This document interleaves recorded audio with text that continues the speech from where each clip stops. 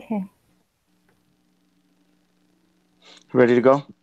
Yes, we are. Awesome. Hey, cats. Hey, Hello. hey, masterpiece. Hey, everybody.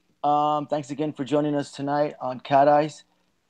Tonight we have a special guest, Masterpiece. He's going to be talking about his video he just produced. I think it was yesterday that he launched about the lunar eclipse.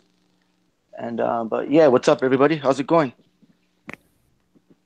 I'm doing well, thanks. Yeah, I'm having a lot of oh, first of all, thanks for having me on the show, guys. And it's the video is really taken off. I mean the bigger channels that mirrored it, they their views exceed mine, you know, so that's definitely a good thing. That means that it's getting out there. I knew that it was going to be a viral video when I dropped it, and I'm expecting it to go to the hundreds of thousands in a couple weeks because it's you know, as soon as you say to someone who is unsure, hey, the earth is flat, and you know, why do planes do this and that, they can kind of be like, oh my god, as soon as he um you know, talks about flat earth or brings up the flat earth, I'm not listening anymore.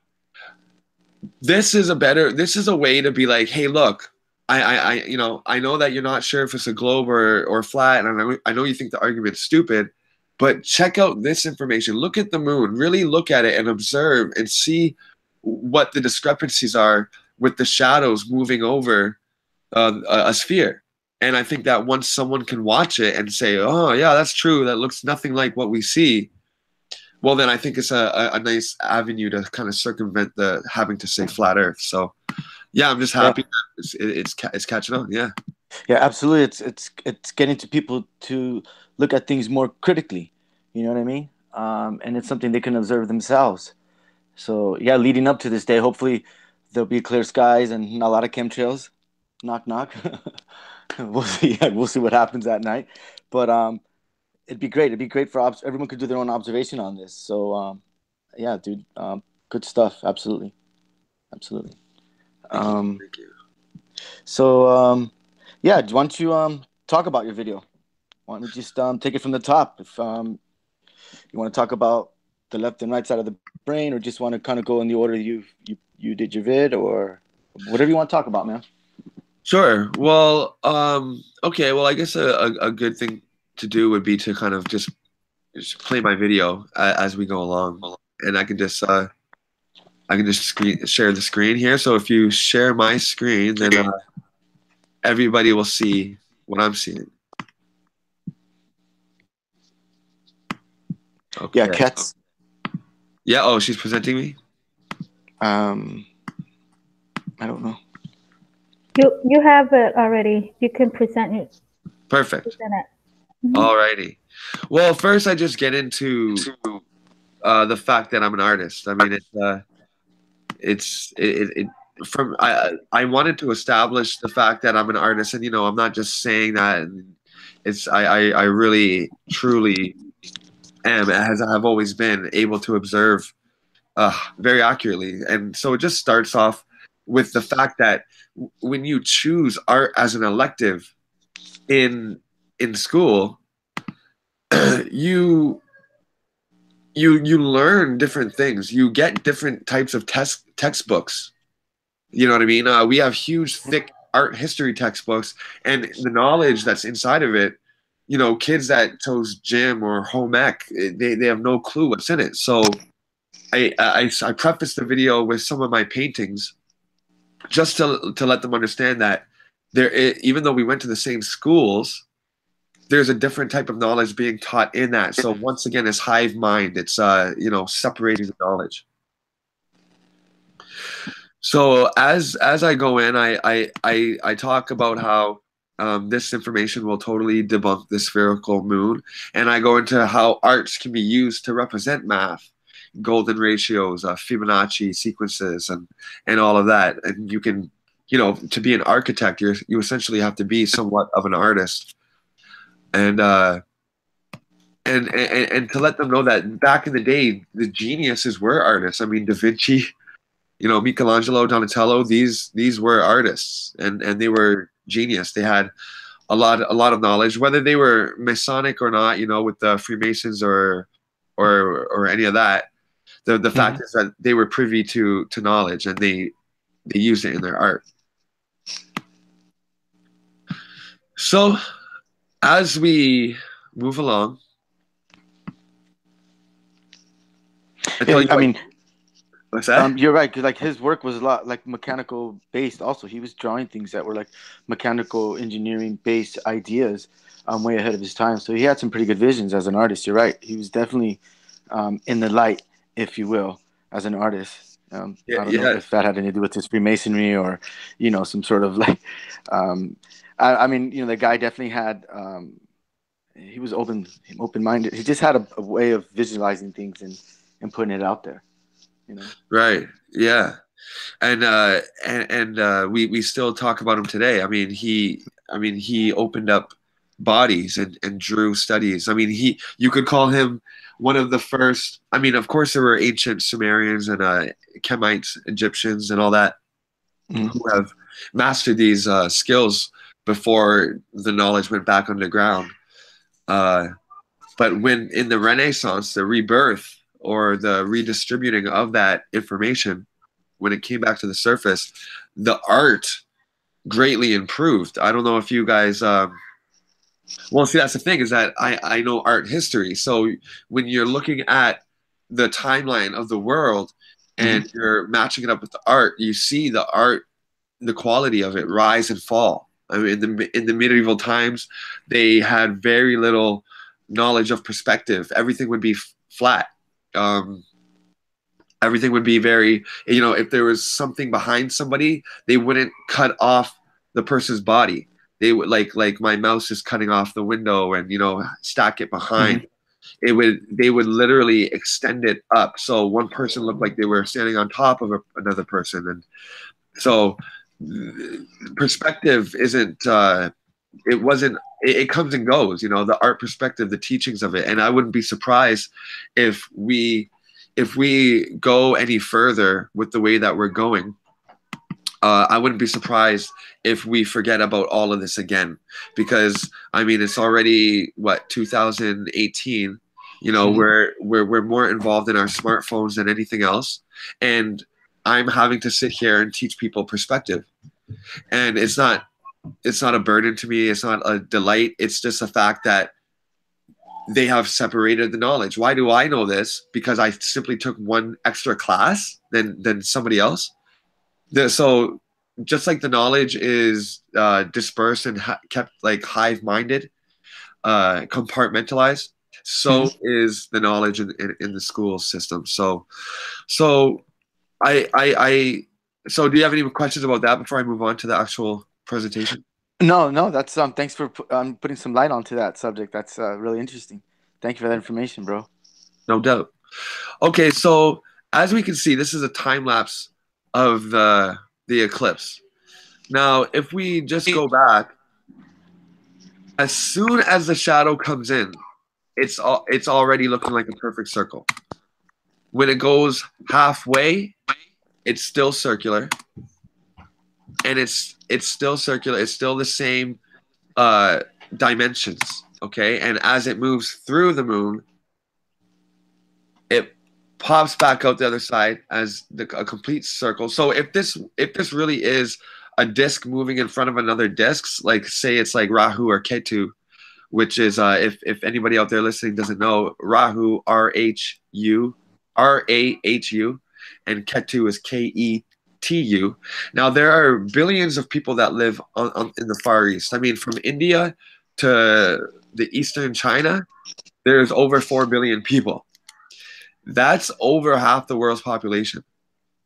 I mean, if we're at 7 billion and they have 4 just in Asia, I mean, not even including Russia, then that means that, you know, we wouldn't be in a place or a position to say that they're behind in the times or they don't have the knowledge. No, they have the same amount of knowledge as we do, except they have 2 more sky deities. You see, over here in the West, we read your zodiac, we read, you know, your inclination and declination and all of this stuff.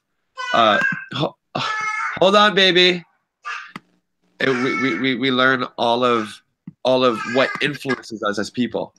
What planet, what Saturn is my planet and all this. But if there are two other, hold on. No problem.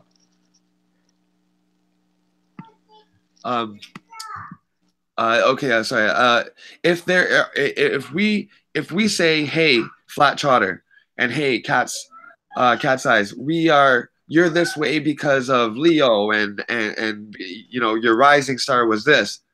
Well, you'd walk away saying, oh wow, yeah, she totally read me, she gets me, and she was a little off here, but for the most part, she was accurate.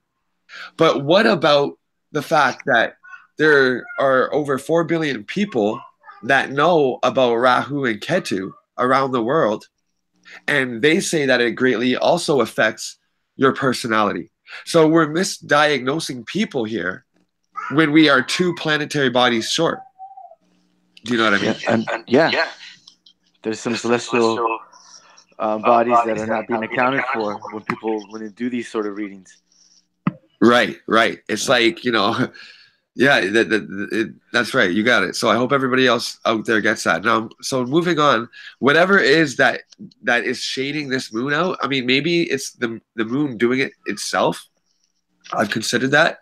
But if it is Rahu or Ketu coming in front of it, then they are massive, because the angle of the moon, of the outside of the moon, the perimeter of it, the circumference, its angle is much more acute than this shadow that we see, this half shadow. Can you see how if you extended that into a bigger shadow, it would be a huge circle, right? Yeah, I see that. Yep. Okay. So that's amazing, to me, and I'm still wondering.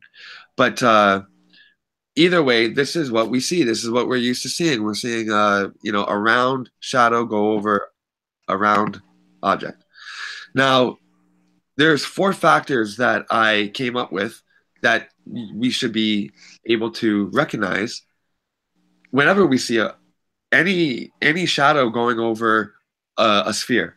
The first 2 is about shadows in general. The third one, the sine wave, that's about rounded objects. So the first factor is the conformation factor.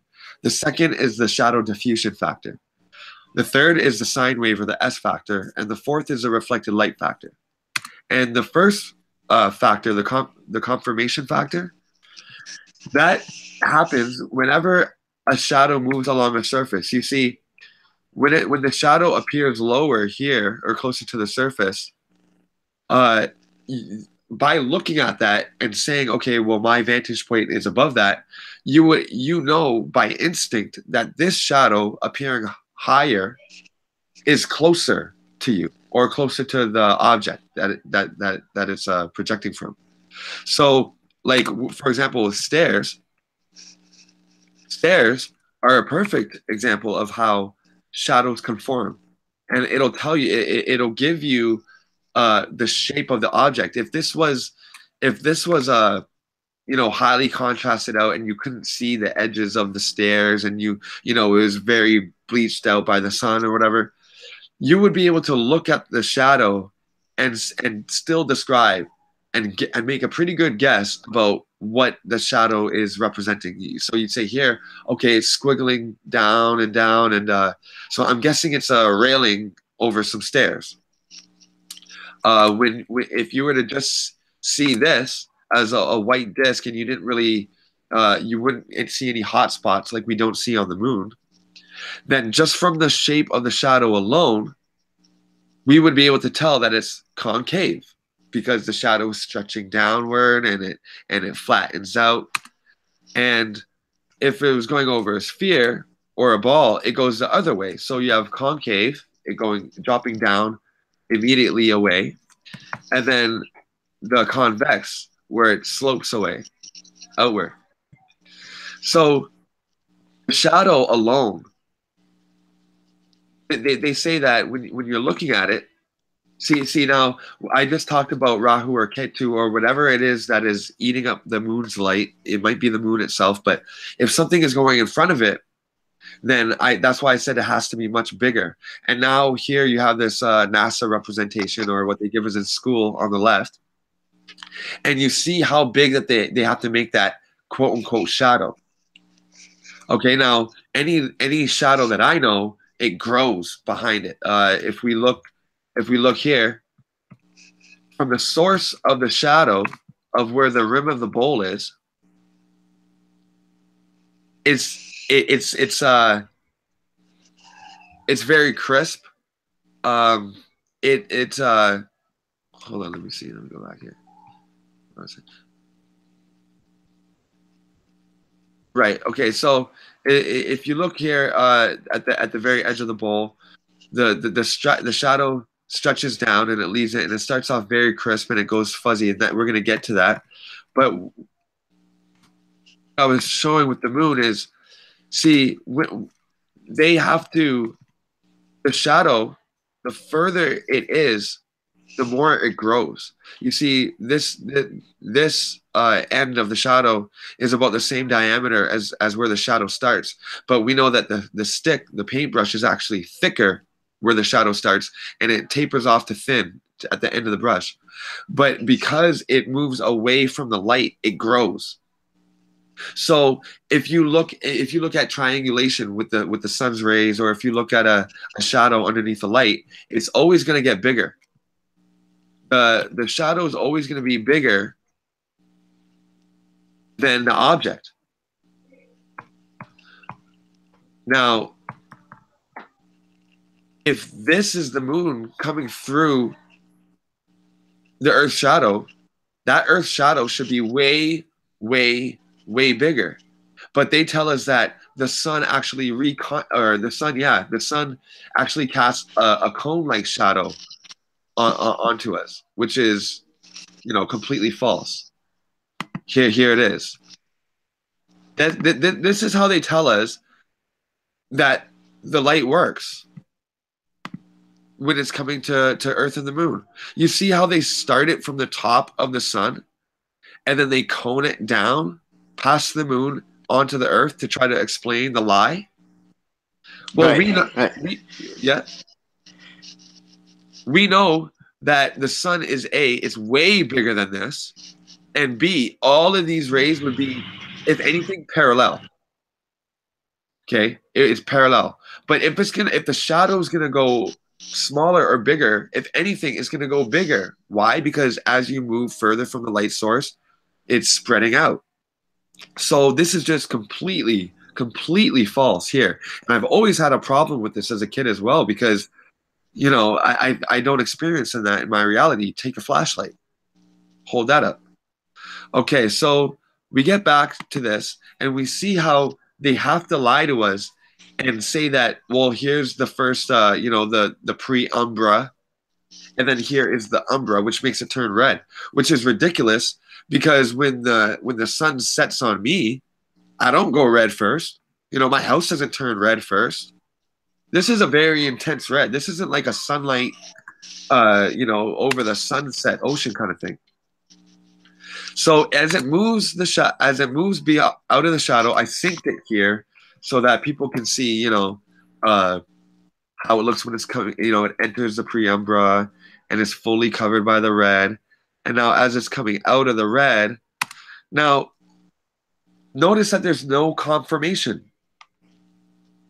It looks like one disc of a shadow moving over the other disc. And what it should do is it should be warping and wrapping around like this shadow does, like this shadow does, like this shadow does, like these shadows do. See, I put see the object here is my lens cap, and it's like a parabola open upward, but the shadow, because it's a pole, it's being bent and stretched and skewed downward. Okay. Yeah. Now this stick, this paintbrush, it's straight, but the shadow, because it's moving over a curved surface is being stretched and skewed downward. You can do this with any railing in your home, any pencil or a pen. So that's the shadow conformation factor, is that it will always conform to the surface, and you can tell what the surface shape is simply from the shadow alone. Well, you can get a good idea. And that's the confirmation factor you were talking about, right? Right. That was the confirmation factor, the shadow confirmation factor. As we can see here, the shadow it conforms. It's on the envelope. Now it's on the cube. On the envelope, now it's on the cube, and it rises up the cube, and it conforms to that. Okay. Now, the next factor. Do you have any questions about the first factor? No, I'm with you, brother. How about you, Cats? You good?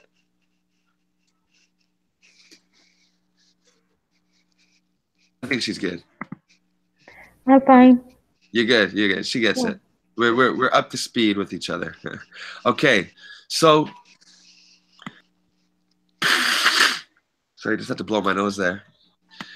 Okay, so next is the shadow light diffusion factor. Now, when the shadow diffuses, this is a what's that? What's that, Flat Trotter? Oh, I didn't say nothing. I just lost you for a second. Oh, okay. Hopefully I'm loud and clear. Okay. So this is on the left. Hello, you got me? You still there? Yeah, I had to pull my headset up. Oh, okay. I got to get the other ones, but go ahead. Carry on. I'll mute. Go ahead. Okay, cool. On the left is a shadow that is produced by hard light. So a very strong light. Okay. Now, the sun's light is very strong, and when we look on the ground, we have a crisp shadow at our feet. But as you move up your shadow to your head, it begins to blur out, okay? It begins to diffuse. And this is the shadow diffusion factor. As I said, if you look at this chess piece, on the ground is very sharp. But as you rise up, because the object is very close to the ground, but as the object rises up and away from the ground, it starts to diffuse. Okay, it starts to spread out. Okay, that's how it, like this. You can see that on any street lamp or a sign or whatever, this happens. Stand underneath it, it'll happen too. So we know that shadows diffuse. And if this moon was a sphere, then the innermost portion here that we're currently moving across would be the most crisp part of the shadow. As you can see here, the ruler is closest to the sphere or the ball, and the shadow underneath it is the most crisp or clear, defined. Now, as we move away, as the surface tapers back and recedes and wraps backward away from us, it starts to diffuse. It starts to blur. Okay, less defined lines. Okay, dull, crisp, dull, crisp, dull again. Okay, that last one is very important right there, right here. It gets big, it goes thin, and I'm not talking about just because of this bright spot right here. I'm looking at underneath here, and then it goes black, blurry again. Okay, that is natural. That is what's going to happen on every single object that you see, whether it's a cube or not. If it's a cube and you have it laid on its side, then whatever part is closest to you is going to be the most crisp, or closest to the light source is going to be the most crisp. Got to keep that in mind. Once again, it's very crisp. Now, once I lift the object off, it gets blurry. It starts to fade away. It starts to diffuse. You get less defined. Once again, less defined. This is highlighting the point that if an object is far enough away, like, I don't know, the Earth away from the moon, the shadow may not even be seen. You see how little of a shadow that is? I'm still holding it in front of the light. But here we see such a drastic, hard shadow. you know. So we know that the sun's light is strong, so we should see a crisp and a diffusion. Okay, but that doesn't happen. Now, as we look at this, the shadow, this is going to go back to the confirmation, and it's going to get touch on the diffusion. As you look at the shadow of something approaching a sphere, it's going to warp it and condense it. It's not going to stretch it out. It's going to condense it because it's convex, and it has to fit more angles of light onto the ball, so it kind of collapses everything. That's why, you know, a big light looks like a little point on the ball, because it has to still reflect everything else in the 360-degree view. Whereas the right. Is that a usual? That's a usual characteristic on a spherical object, having the shadow diffusion effect. Is that that's something that's pretty basic, right?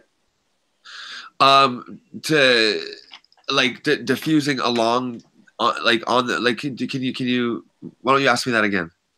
Well, like on the image on the left hand side, Yeah. on the edges there of the shadow, there seems to be the shadow diffusion effect going on the edges there. Right here. Yeah, right there, and on that shadowy spot right there. Right. Okay. Yeah. So of course we're seeing the natural. We're seeing the natural diffusion, or I guess you would say, you know, this is just the shadow of the sphere here. But this little, yeah, that little blip right there that comes onto the side, that little part, Mm-hmm. that is on the moon. We don't see that. We see it stay constant, a constant sphere. When here on the left, we know that the sphere isn't like an arch like this. It's not like it almost looks like an A. You know what I mean? That's a very acute angle, but that's because it's warping it to make it look like that. And as it stretches over the surface, it comes back to its true shape. But what I want to say is, as the closer the shadow rises up into the sphere, the crisper it's gonna get. Is that what you're saying? And the more diffuse Yeah. it's gonna get. Yeah. Yeah. Actually, yeah. My words failed me on my question. You actually answered what I was trying to question you with. But yeah, you got it. You got it right, brother. Thank you. Right. Yeah. Thank So you. as yeah. we now this is something that I didn't say in the video. This object's shadow right here, it's very crisp. This sphere, but the sphere that I'm holding on top, above the ball, with my little white ball, that shadow here, that shadow, it looks like a circle. You wouldn't be able to say it's a sphere just by looking at the shadow. You know what I mean? So right. Yeah. people say, well, of course it's a ball. Earth is a ball because look, there's a circular shadow going on over the surface of the moon. Well, you know, that's not really saying much. But just look at the difference between the diffusion. Here, it's laying on the surface, Mm-hmm. and it's crisp. And the higher the light source is, or the higher the object that's producing the shadow, the higher that is off the surface, or the closer it is to the light source, the more diffused it gets. So that's a really good example of the shadow diffusion right there. So as you can see, as it approaches, it should get a little bit more crisp. Now let's go ahead with this because we're spending a little too much time on this. And we want to go to the S wave, because this is the most critical factor. I think everybody can really understand shadow diffusion, and they get that. But this S wave, look at this. It's the Pepsi logo. Okay? It's a wave. All right? Now, I'm going to explain how that happens. Now, this, what's being shown onto it, the source of the shadow is a circle. Okay?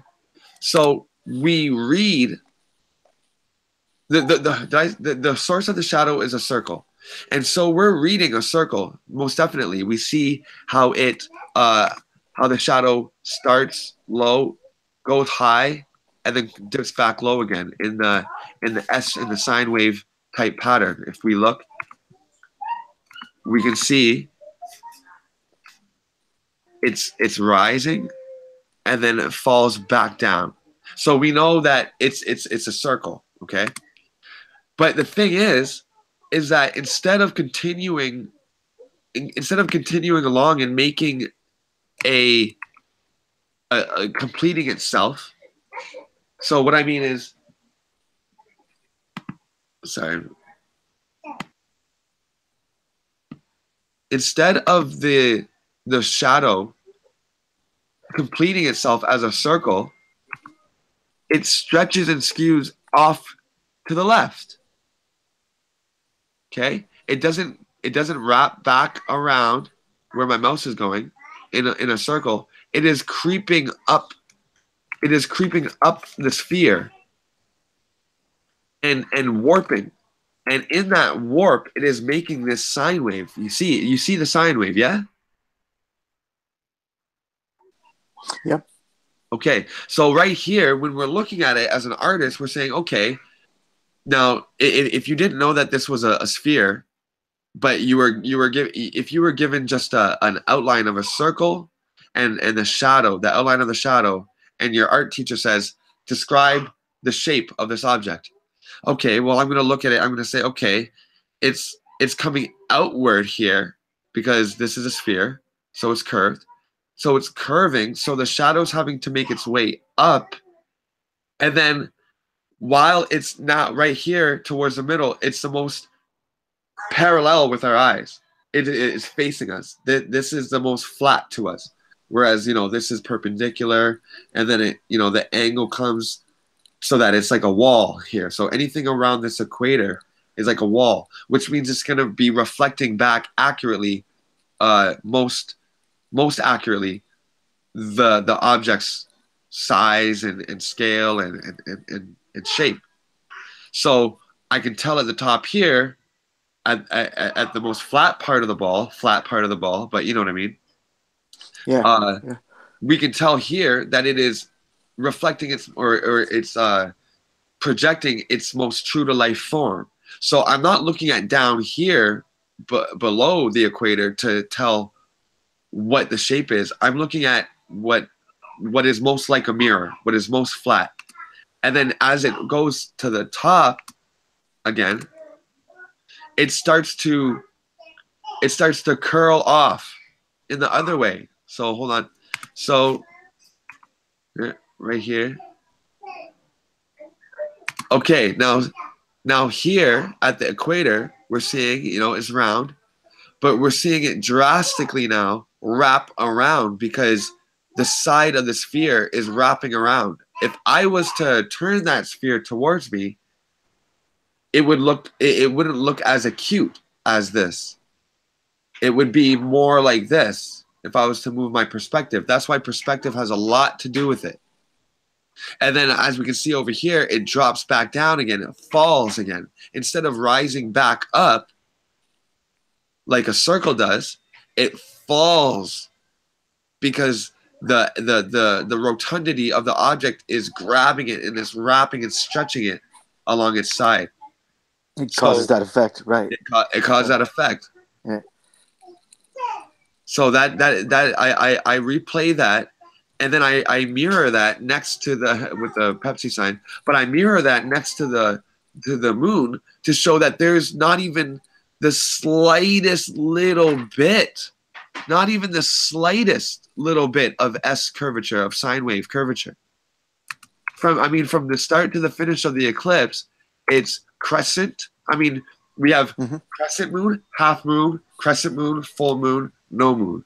We don't have any S moon. Why don't we have an S moon? Yeah, you're right. It's a pretty straight line, It's pretty definitive there. It just looks like a circle. It looks like a circle edge or something.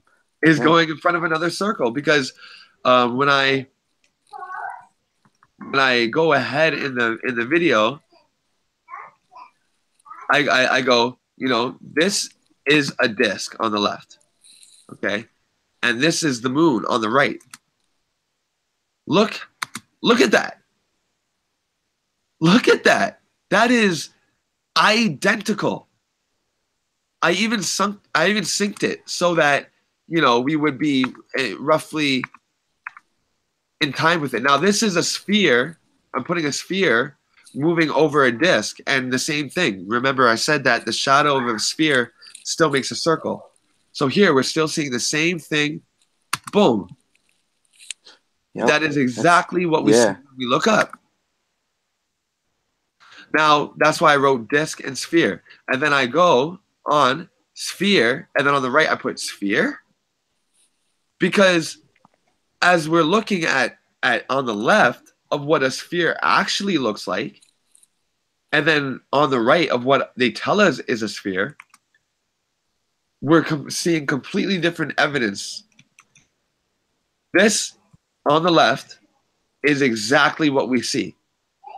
This is actually a disc. It's a round piece of wood that with a plastic over it, and I painted it white. This is exactly what we are seeing here, folks.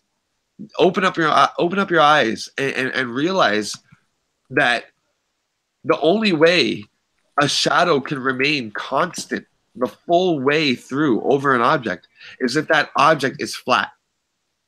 If it's concaved, then the same thing is going to happen. If it's concave, you're still going to have a warping.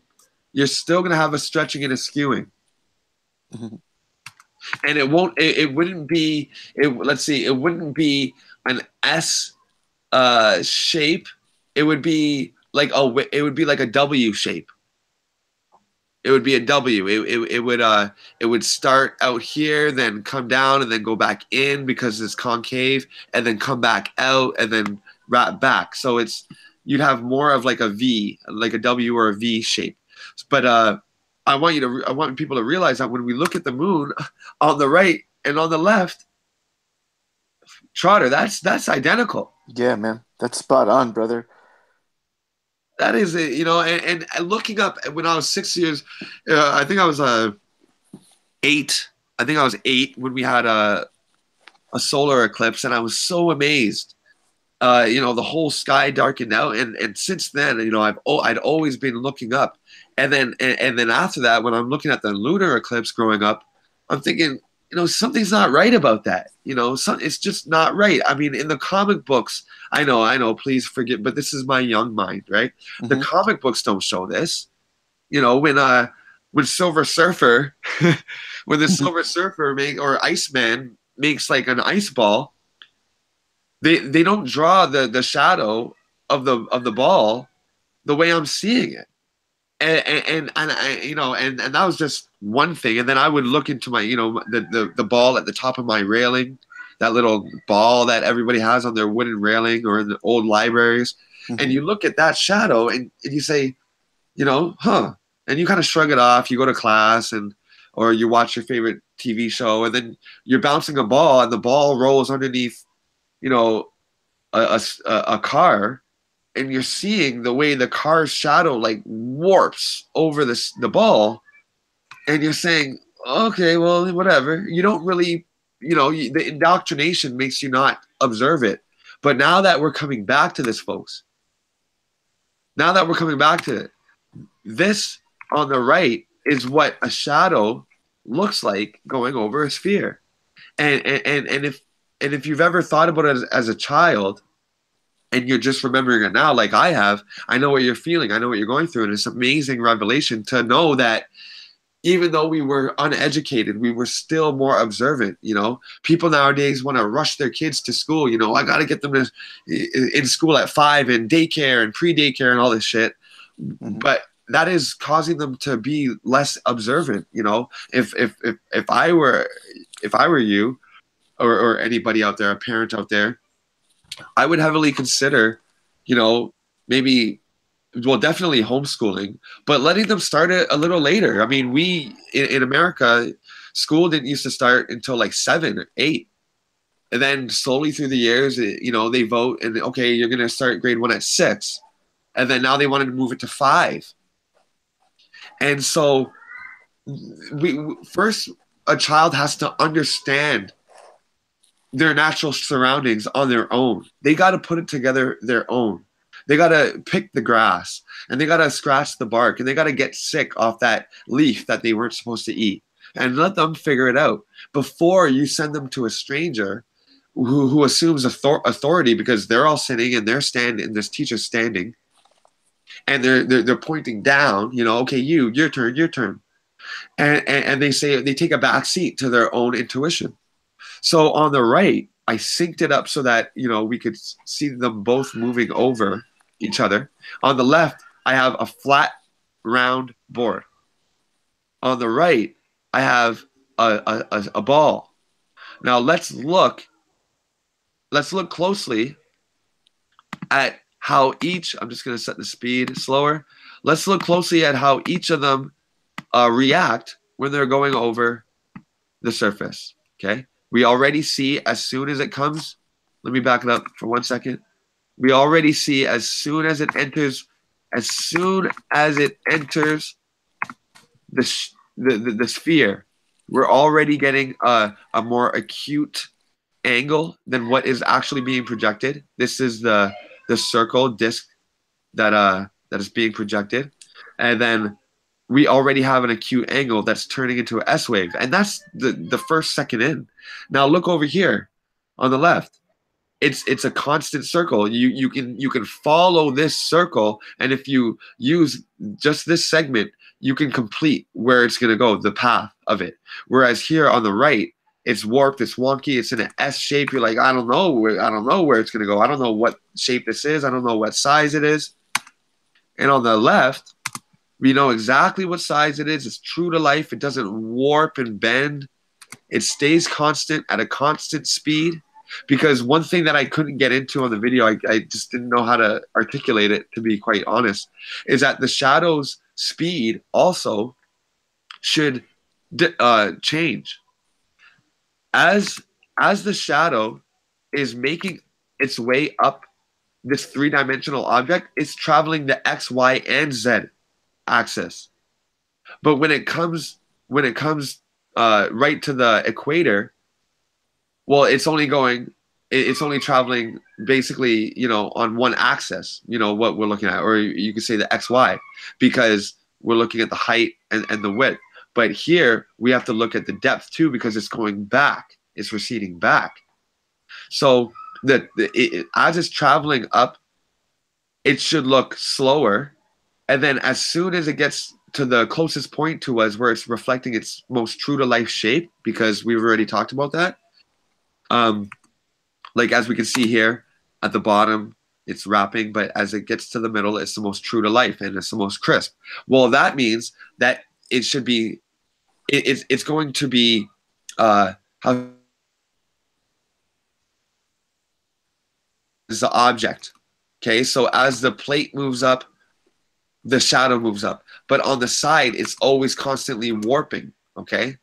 So it is creeping up, and I still am having a hard time to articulate that. But look into the shadow's speed when you're doing this test for yourself at home.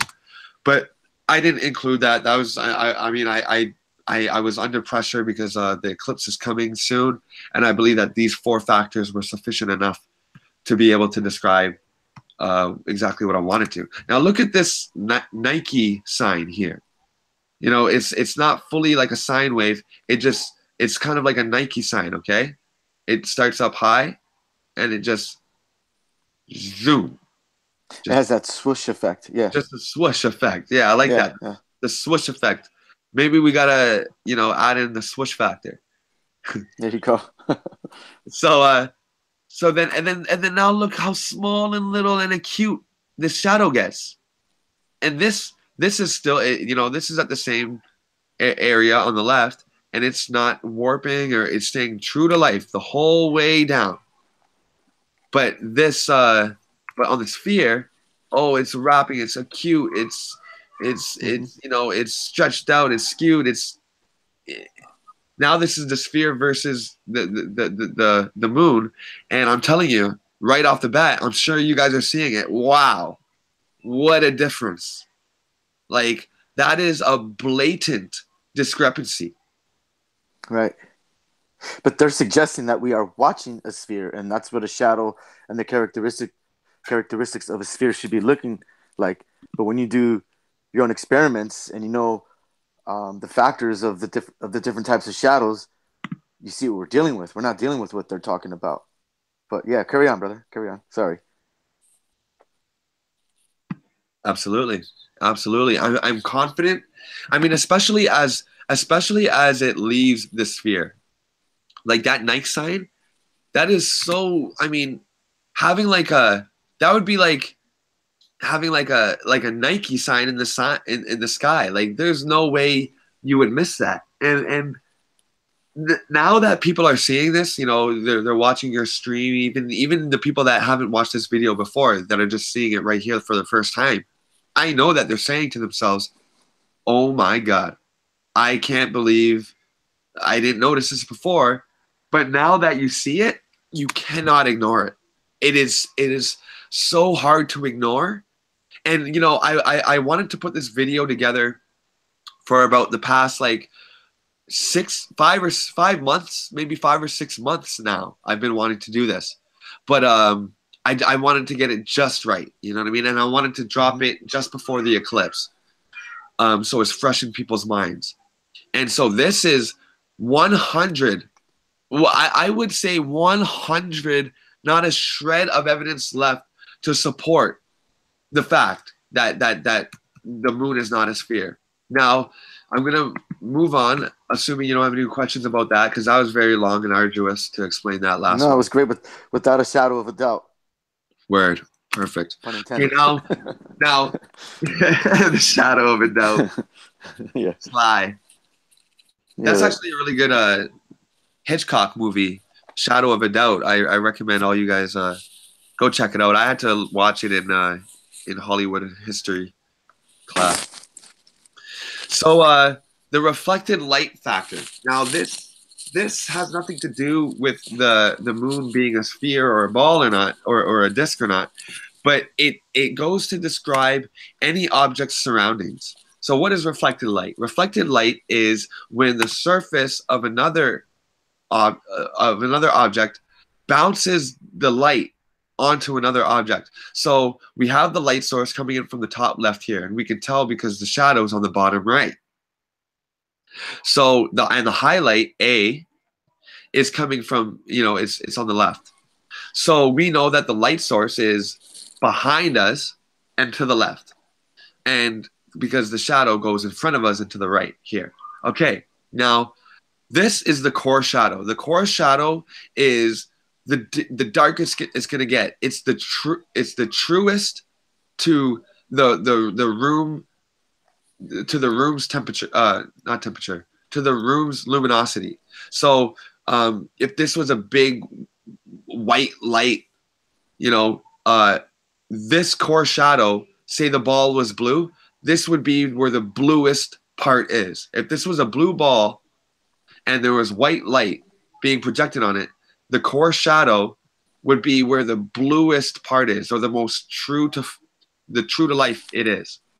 Because on the left of it, you have the light obstructing it, and then the bottom of it, you have the reflected light from the table bouncing back onto it. So that's brightening it up again. So the core shadow, that's why I say when we're looking at the halfway point on a sphere, that's the most true to life that we can get on the sphere.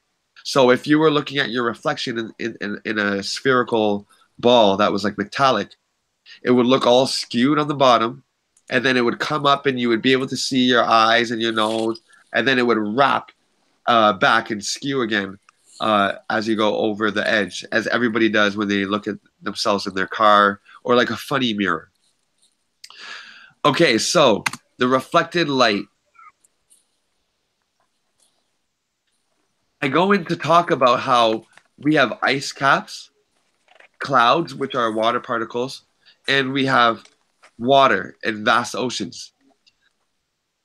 Why why is it that the Earth, which is the bigger object, why does that not shine more light on the moon than the moon does on us? They say, oh, it's the moonlight, and it's you can see because the sun's light's getting bounced off of it and illuminating Earth, when really the Earth should always be keeping the moon bright. We should never have a new moon. Okay, we should always see something. In fact, a new moon should look something like this. Okay, because why? Why? Because the bottom of the moon is lit, right? And the moon is above us. Or I guess on the spherical model, it's so okay. Um, so to people directly underneath it should see it completely kind of like illuminated by the reflected light. Whereas kind of like this, like a dull version of this. This should be happening on the new moon because the light is throwing all the light of the Earth is throwing all of it's throwing itself onto the moon. As we see here, they say that the moon's light reflects and illuminates our moon, but really it should be the other way. Isn't it funny how they always give you this one little beam describing the sun as if like, that's going to do it? Well, I'm assuming there's another beam hitting the Earth. So why the heck doesn't it, bounce off the Earth and up onto the moon? It's just preposterous. So in this lie that we've been taught,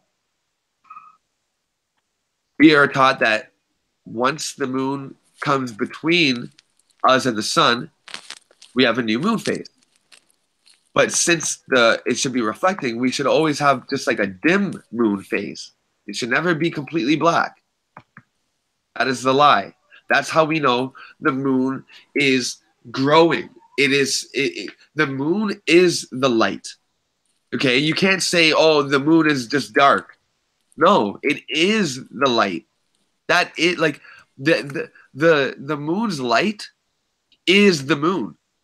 And I know it looks like there's craters and it looks like there's blemishes and you want to believe that it's a rock so badly, but that is the light. I don't know how to say it. The light is bright in some points.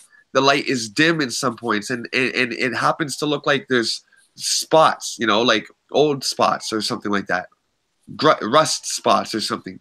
But whatever it is that's causing it not to be as dim, that's just what it is. Because as we can see, say, for example, here, right? On the crescent. Yeah, we see things that look like craters, but they're not because the shadows aren't stretched and they're not going in different directions. And they don't get longer up here and then longer, down here. Okay?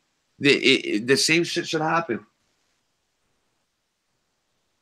So what I'm saying is anything that you can see here, this little piece of the moon or this little spot or anything, that is the moon. And if it's black, it's not the moon. That's the sky. So we look in here and we look a little black and we see a little black. That is the sky. And then it grows. It grows and the light creeps along and it grows. It's growing and growing and until you get to a full moon. And then it dies. It dies again. And this is a heavenly representation of reincarnation. The sun shows us we have everlasting life, everlasting light, a soul, Solomon, soul, light, sun. And that is forever.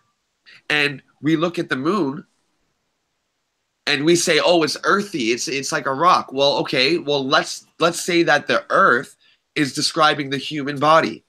That dies. It is reborn and it dies again. But the soul, the sun, the soul, the light is always there. It's everlasting. The new moon it's gone. It's literally being reborn.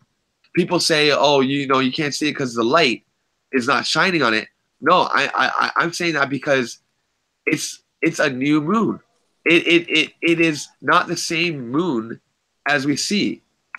This when the moon is waxing and it's getting bigger and bigger and it goes to full, and then it wanes back to darkness, that means that that moon is no more.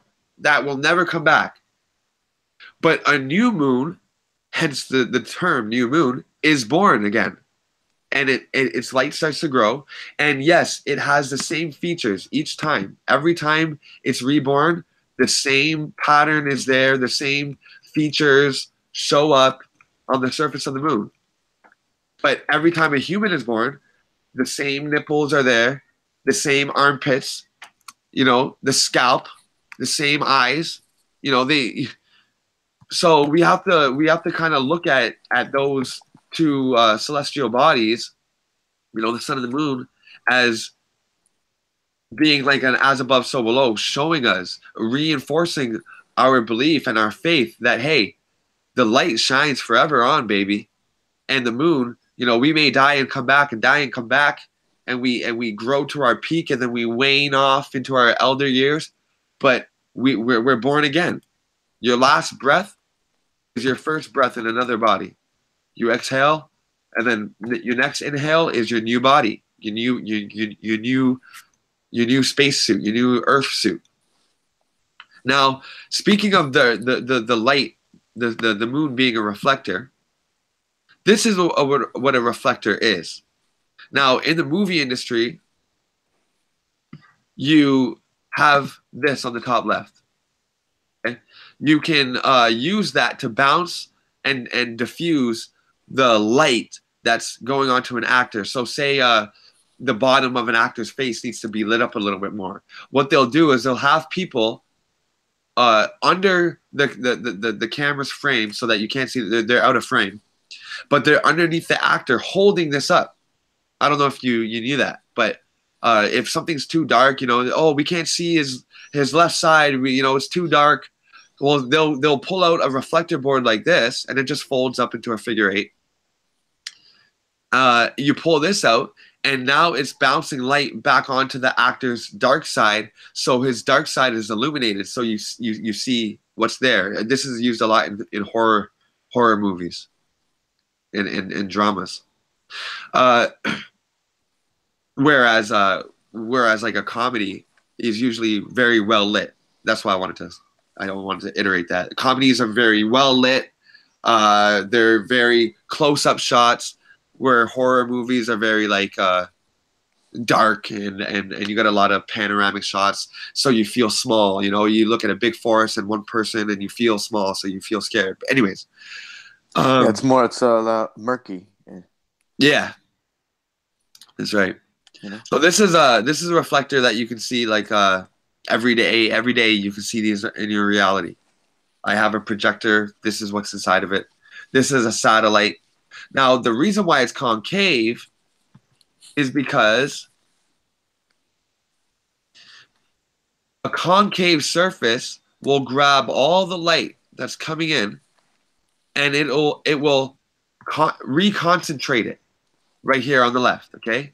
So if the surface is the turquoise or the green, then it is getting all the yellow rays bouncing parallel into it, and it reconcentrates it. That's the red. It's reconcentrating the light back down. Whereas a convex surface scatters the light. Okay?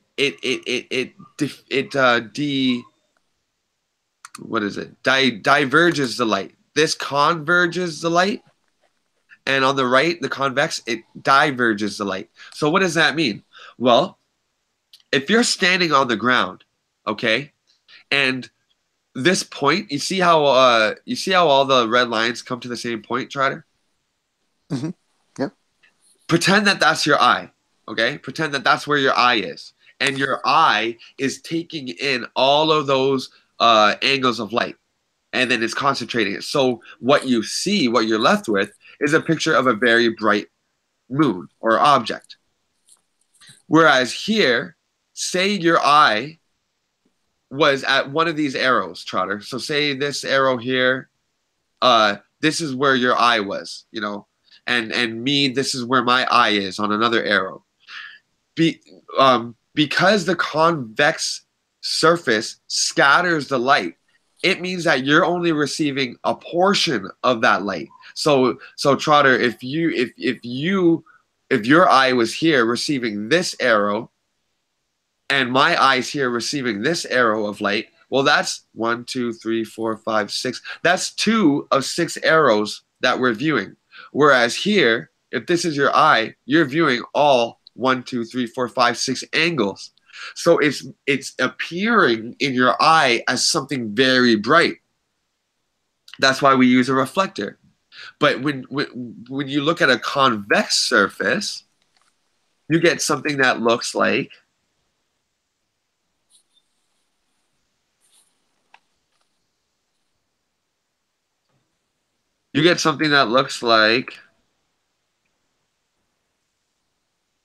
this here, where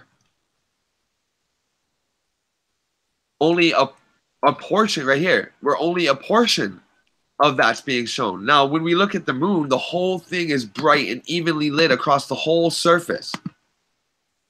There's no hot spot. There's no highlight. That highlight is representative of this one arrow. You're only receiving a small portion of the light. So that's what A represents, that small portion, because as I said, on a convex surface, it has to reflect, it has to make space to reflect a whole 360 degrees. You know, if this was a ball and you put it in front of your house, the ball would have to pick up, you know, the side of the street, you know, the neighbor's car. Your house would be here and very small, and then it would be your neighbor's, and then it would go up the street again, and a full 360. Whereas the convex surface is only taking what's shining onto it and reconcentrating that light back to the viewer's eye. That's why we use reflectors to make things look so bright. Okay? Now, how is it that if it's a sphere and you see here it's reflecting the light off in all sorts of directions, and if the moon is over 200,000 miles away from the Earth, then how is it possible that only a portion of the clouds are lit up? It says, if a convex sphere is bouncing light in all directions from over 235,000 miles away, why are only local clouds around the moon illuminated? Every cloud in your night sky should be lit. Because if we go to scale here, which is what I love doing, if we put this to scale, you see the moon here. Now, it's reflecting as if it's a flat mirror. You know, it's not converging or diverging, what they're showing here. But if we were to zoom in, this beam of light that's coming off of the moon, that stretches over many, many countries. Like, that's like, you know, yep. That's many countries in there. Like, underneath that is, like, you know, Ukraine. There's Russia in there. There's Sweden, Denmark, Norway. You know, a bunch of shit just right there. So how come when you go outside tonight and you look up, you're only seeing your little, you know, your little town's sky lit? You know, if this was Toronto, nothing, no clouds outside of Toronto are lit. It's just whatever comes in front of us, in front of the moon, and whatever leaves. And you can actually get a pretty good circle of it. Like, you can trace that light right around the moon and say, okay, it does have an expanse, but it's not like it lasts forever, or it's not like it travels half the distance that the sun travels. So it's a very attenuated light. It's a different quality of light as well. As I go in the video, I let the viewers know that the the the the the light of the moon is actually colder than the moon's shade. And that's been demonstrated many times before. You guys know that. On the left, we're measuring the moon's light. On the right, we're measuring the moon's shade. So, you know, with these 4 factors, the conformation, the diffusion, the S factor, and the reflected light factor, you know, there's nothing really more to be said. That really just body bags it and closes the case forever. And it is a very exciting time right now because, you know, they can try to give us the runaround with the, oh, well, the Earth is too big to see the curve and Neil deGrasse BS. But we're bringing our observation to something completely different, but still correlating, and we are completely smashing it right now. So if you look at Globebusters' channel, it's already got like 3,000, 4,000 views. So the knowledge is out there. So I'm pretty sure that by the eclipse, everybody will be watching the eclipse with just a little bit more of a critical eye, and I'm excited for that. And thank you very much for allowing me to present that. Yo, brother, thank you so much for that. Also, I mean, if there's any questions in the chat, go ahead and start asking them now. Yeah, basically, what they've been presenting to us isn't what we're seeing with our own eyes. You know, the way the light's being reflected. It's they're basically telling you to dismiss what you see with your own observation and to believe in scientism. Once again, you know, it's deception. We're being lied to. We've been taught lies, and like you said, this is going to give other people an opportunity to see things more critically, to look at these factors and to consider these things when you're observing the moon and when you do observe the lunar eclipse, you know? That's right. Yep. Yep. You know, it's yeah, exactly. You know, I'm getting the chills right now. You know what I mean? Because I'm thinking about it. I'm thinking about. I'm just gonna stop sharing. Wait, did I close the? No, I'm still here. Okay, yeah. I'm getting the chills right now because I'm seeing, you know, the people in the chat. I'm seeing the comments on all these videos, and it's it's just amazing to me how people are, you know, it's like it's so obvious that we just went right over it. You know what I mean? It's like right there in front of our faces and we missed it. And now that everybody's seeing it, it's like, oh my God, amazing. This is amazing. Great work. Very easy to understand. And I'm very excited for this lunar eclipse that's about to come up with everybody looking at it with a more critical eye. So yeah, if anybody out there, Travis Cloud, what's going on, man? Much respect. Your sweet place. Seliman, everybody, you know. Sorry, interrupt. There's a question for you, Master. Okay, what's the question? From Ginger, he says, if you know anything about February the 10th, the meetup. Oh, if I know anything about it and if I'm going? Yeah, because he's from Canada too. Oh, okay. Is it in Canada? Toronto. Oh, in Toronto. There's a Toronto, Ontario one? Sure.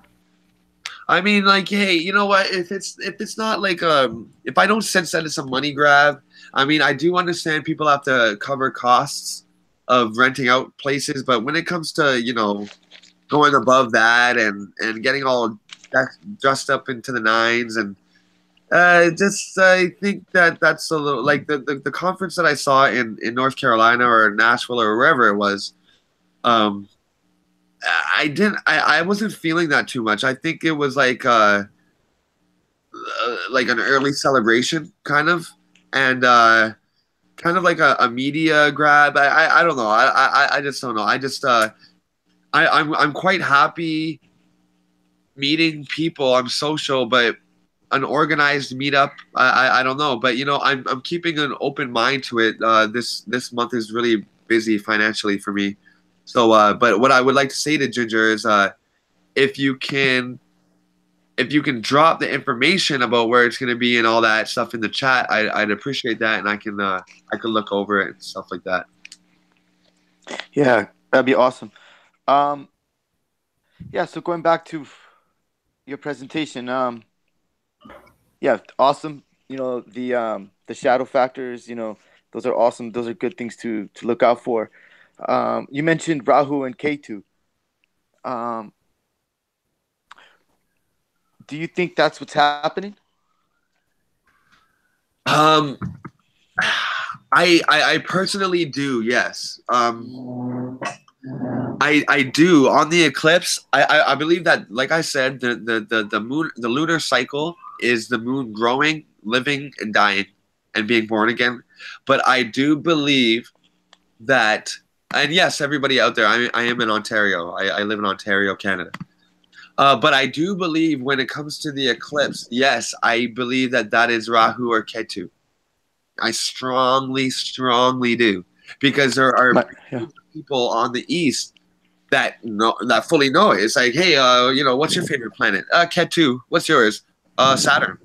You know what I mean? And then you say Rahu or Ketu to anybody in America or Canada, and it's like what? Ketu? Yeah, right. Yeah.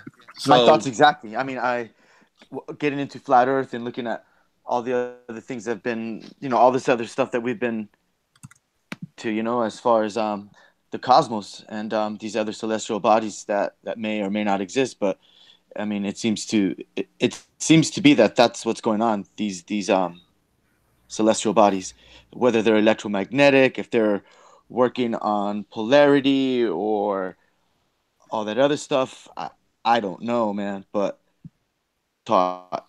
So yeah, my thoughts exactly with you. I definitely do concur there. yeah, I'm gonna share with everybody here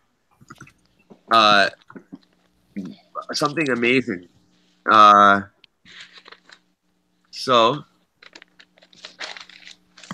let me first go to my history, and I'm gonna share with you guys something that I just saw it, but it really resonated with me. Okay, so yeah, I'm sharing my screen right now. Okay, so everybody out there in the chat and everybody out there who will be watching this later, this is a magnet on an iron slab. This is a cube on an iron slab. It looks funny, eh? It's dancing, it's balancing. How was this happening? Well, there is a magnet underneath the table. Okay, so let's just, before I explain anything, let's just watch a little bit of this. I will be exploring magnetic braking and levitation utilizing the inductance of large copper plates. These plates I picked up on eBay for a pretty reasonable price, along with some very strong neodymium magnets. Together they behave in strange ways. Copper is not magnetic. Okay, now that was not a camera trick to slow down the iron. That actually was being slowed down by the magnetic force of the iron. So let's watch it again. It doesn't go into slow-mo. It just grabs it and locks it into place. So along with some very let's just watch. Strong neodymium magnets. I repeat, he does not slow the camera down. It's at the same speed. Together they behave in strange ways. Copper is not magnetic, so they don't exactly attract each other. But at the same time, this magnet doesn't seem to want to slip off very quickly. It drags across the plate slowly, like it's moving through a thick fluid. It's even more interesting if I drop the magnet on the plate. It slows down midair and gently floats to the surface. So if the copper is not magnetic, something else must be causing this. And many of you probably already know the answer has to do with electricity. When a magnetic field moves through copper and many other metals, it causes electrons to reorganize themselves and flow in a circular pattern perpendicular to the oncoming magnetic field. Of course, the electrons were perfectly happy being where they were before the magnet tried moving them around, and so they resist this movement by generating a temporary magnetic field of their own. There's no attraction or repulsion, just resistance to change. One way that we can prove this resistance is due to the flow of electricity is by replacing the copper plates with a copper coil. This coil of wire is not connected at the ends, and so it does not form a complete electrical circuit. If we tried to make electrons flow around this coil, they would have nowhere to go, and we can tell this is the case because when I drop a magnet through the center, there is no resistance. It falls through the coil as if it were not even there, no slowing down at all.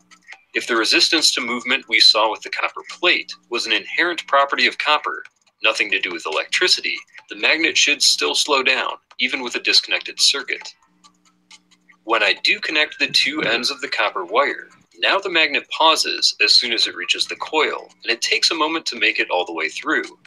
Electrons can now make a complete orbit around the coil in response to the oncoming magnetic field, and so the magnet slows down as its momentum is converted into electrical current. If I once again disconnect the coil and bridge the circuit with an LED... Okay, now, this is very interesting just because we are seeing the properties of some things. Now, let's take that a step further, because you were talking about earlier, you were talking about like what's going on underneath. And there's a lot of writings in the ancient Greeks about the underworld, talking about Pluto. Also in the Kemites, we got the black sun. So we have a lot of writings about the underworld, and we are going to see what happens when we put a magnet underneath iron and put another magnet on top. The surface. I'm doing this by holding a second magnet underneath the plate. Now, it is levitating. Now, if the Earth has iron in it, they tell us half-truths by saying the Earth's core is liquid iron. Well, maybe the deepest we can go on this flat plane, maybe it is like a liquid iron. But definitely there's iron all over in the rock, in the soil. So our Earth is made up of iron. And now imagine if the sun is electrical and there's a magnet underneath, a big magnet underneath, like a celestial body or something like that we don't know, like an underworld sun, that is circling our plane, keeping the sun and moon suspended. Well, then it's very plausible when you think about it in this sense. It's not easy to make a magnet float in this way, but it is fun to practice. I found that using a very wide magnet on top and a smaller magnet underneath is the most controllable setup. So it says that it's more controllable when he has a smaller magnet underneath. So could the body underneath our world be very small and dense? I don't know. This is him moving the magnet around on the surface. Motion damping provided by the copper. Could mountains or trees, be, because they tell us there's tectonic plates shifting. Could these be just, the motions of the underworld workings that is affecting our top? They always say, it's always affecting us from the outside in. Maybe the Earth is doing this all on its own, its own. Yeah. Well, you're starting to get into the realm of what FPV's been researching, and the possibility of having these vortexes or fluxes of energy underground, and it could be electromagnetic. There's a lot to be said about that. I know you've researched some of this stuff, so I could see there's some sort of correlation here. Yeah, definitely. He's great with the arcs and the vortexes of energy emerging and halos. Yeah, I mean FPV. Yeah, that's it. Halos. Yeah. The halos. Yeah, he's great. I really hope that we get to the bottom of this soon. We're supposed to be able to do scientific models, like as above, so below, right? So if we have, I'm sorry. Hey, baby. So if we're able to work it out on the lower, then I wouldn't say it's too far fetched to say that that's what's happening on the higher. You know, just like I did with this experiment with the spheres. Some people, some ignorant people in the comments are like, well, it's not accurate scale and all that. But that's not what I'm trying to show. I'm not trying to show the scale of the sun. I'm trying to show how a shadow acts over a curve. And so I'm using it on a small scale, and it works. So if we can just put into practice or figure out the workings of the sun, and I know FPV is going to be getting into that too, which is exciting because once he gets that on lock, I think that it's going to be game over. So I'm excited for the future. Yeah, it's all coming together pretty nicely. It's a work in progress. But yeah, brother, I'm loving it. It's a great journey. It's awesome to get into, and I mean, I hope I get to view the lunar eclipse. What do you mean? Oh! You might not be able to see it.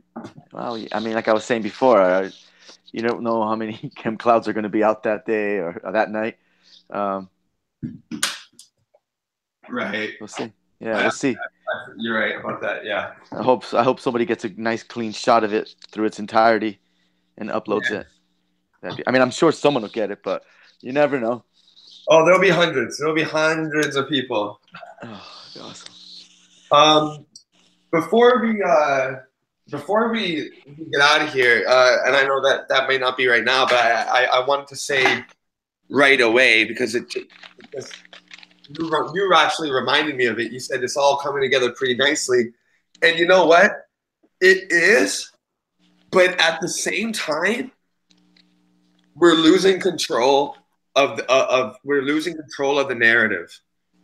Okay, first the narrative was, oh, they're crazy. Don't even pay them any mind. And then it switches to, okay, let's debate it. And then it goes to debating on Globers platforms. And when you debate on a Globers platform, it's not fair. I'm sure you've seen, some of the Sanchez debates and all that. Yeah. So where I'm going with that is this. If you're a content creator, if you debate, or even if you're talking about it with your friends, do not let them steer the conversation. Do not let them ask the questions. I mean, they can have a few questions, but don't ever put yourself in a position where it's like, okay, you're here to prove the flat earth. Okay, so if it's flat, then what about this? And what about that? And if it's flat, then what about this? No. We have to change. We have to take control back of the narrative, and we have to say, okay, how big is the globe? How far is the moon away? How far is the sun away? Oh, you don't know? You don't know. So if you don't know, what are you debating? You know what I mean? We got to take back that kind of that control, because I'm telling you, people, we're giving too much energy away. We got the truth. We have it. We have something that is undeniable. So we don't need to be begging, It's like a confident guy in school. You know what I mean? They're not, going out of their way to try to say some smooth line. They just walk up to a girl, yeah, what's up, baby? You're like, how's your day today? You want to do something later? And then, and the guys that maybe don't have as much confidence, they really got to put themselves out there. Well, we got the truth. We're confident. We can lay back and chill. Hey, let the people come to us. So it's very exciting, and we got to get the word out. But please, everybody out there, don't waste your energy on it. If they can't see it, just plant the seed and move on, because you know what? There's bigger fish to fry. Yeah, I agree. As far as getting into those debates, I mean, it really is pointless. It's going to impede everything. So, yeah, take back what's ours. The burden of proof is on the ballers. There's still no bendy water. You know what I mean? At any altitude, none of that's been proven. The spherical globe is dead. So, I mean, there's a lot of things that still had scientifically, a lot of things haven't been validated for the heliocentric model, and they never will, because they need you to use your imagination for some of this stuff to work. You have to go so deep into imagination, and into the what did that my buddy say, into the Goldilocks zones, if you will, so for certain things to work, and so it could be in its sweet spot, and so life could exist, and yada yada yada, blah blah blah. You know what I'm talking about. But yeah, I brother. always I wondered, mean, you're on point, brother. yeah, and I always wonder how big is that sweet spot, that Goldilocks zone? Because if we're doing an elliptical around the sun, which means it's not equidistant, so we're closer at some points, and then the moon is even closer than the Earth at some points on the innermost part of its elliptical path. What is stopping the sun from stealing away our moon? How big is this Goldilocks zone? Like, it can't be too Goldilocksy if freaking, it lasts for freaking Right. 800,000 miles. It's just absurd. They're just it's just a lie, man. And it's like I said, it's science fiction. That's what it is. Yeah. That's all it is. But yeah, people need to wake up, and they need to be more critical about what they're seeing up above their head when they see the moon. Uh-huh. It's not a spherical object, that's for sure. For sure. Its light source, well, like we said, it could be atomic absorption, like what James have suggested. There's a few different things going on here. Electromagnetic energy. Oh God, it's not what we've been taught. That's what I know for sure. It is not what we've been taught. That science is completely pseudoscience, and we're like starting from zero, actually. Yeah. Yeah, the atomic absorption. Yeah, if you want to think of it as like filling up a glass of water, you fill it up, it starts small, and it goes big. It's absorbing and attenuating, which means it's like making it still. It's focusing that light. And what I was saying about the daylight being different than the sun, there's some evidence out there, and I'll share with you in the back chat so we can do a whole presentation on it in the future, where Cool. the daylight is its own thing. The daytime is daytime. The sun is simply the governor of that light, where it's going to have its brightest spot. And as the sun moves, it concentrates that daylight, because there was a beam of light sent out in a tube, and it had all of the molecules that we have, all the noble gases that we have in our atmosphere, argon and all that shit. And when he held a magnet up above the tube, it bent the light, and not only did it bend it, but it made it brighter the closer to the magnet it got. So if the sun is a fluctuator or a regulator or a governor, then we might not, the light that we see may not be coming from the sun, but it is exaggerated by the sun. And we'll get into that because it's kind of like the atomic absorption with the moon. There's all of this stuff in the air, but the moon is absorbing it and attenuating and focusing it all, sort of like the daylight. But that's for another topic, and I'll send you a video on that. Yeah, that'd be awesome, man. Absolutely. Shit, yeah. Is there any other questions in the chat, or are we pretty much? Well, you basically covered everything that I was. Yeah, you covered it all. But if anybody has any questions, he needs to get going pretty soon. We want to close this up pretty soon as well. I know Katz wants to shut it down and maybe restart another hangout, like an open any topics hangout. If anybody wants to come through, maybe after this, have like an hour intermission. But yeah, Kat, do you have any questions about what Masterpiece has been talking about? He's freaking on point, man. He's got a lot of really good, valid points about what's going on. I learned a lot. I learned a lot more actually having you discuss it and break it down this way than the video itself. But dude, we applaud you for it, and we appreciate all your time and effort that you put into this. The community applauds you. Absolutely. I don't have any questions, but thanks. It's a lot of info, for me. I saw your vid like twice, so I went over it too. But it's awesome that you did this for us, for those that are gonna see it. And of course, you have your talents, right? Um, but I appreciate that you came on our hangout, our panel. And I know you'll be here soon again. You're welcome anytime. Thank you. Thank you very much. I appreciate it. But we do appreciate that you're here with us. Yeah, brother, peace. Yeah, you're welcome to come through on other hangouts if you're available. I know you're busy with your artwork and your familia, so it's all good. Touch and again, thank you for your time, brother. Thank you very much for everything you've done. Hey, no problem. I'm here for the people. I mean, I really am. I love to make myself available. That's why I drop my emails in the chat. So email me at hey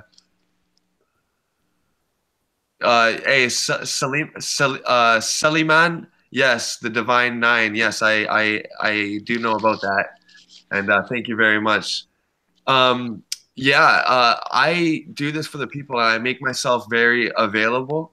I always put my emails in the chat, so anybody out there, just email me. It's masterpiece9@gmail.com, as you see in the chat, and I'll open myself up to you, and we can talk about anything. So thank you very much, guys, for having me on the show, and we will see you again. And everybody out there in the chat, thank you very much. Cool. Yeah, brother. God bless you, man. Much love, brother. Much love, masterpiece. Thank you. Thank you.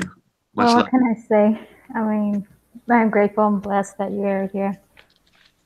And of course, we're all family here, right? Yeah. Okay. Well, thanks everybody in chat. Well, I guess we're gonna come back. I'm not sure in an hour. So thanks for spending your time with us. Love you guys. Honestly, I do. Cool. Yeah, right on. Peace out, everybody. Peace out, everybody. Hey, and download this video because this channel's under attack because there's so much peace and there's so much unity and love. People can feel it. So please download all these streams you can and give them the like and share them definitely. Okay. Bye. All right, cats.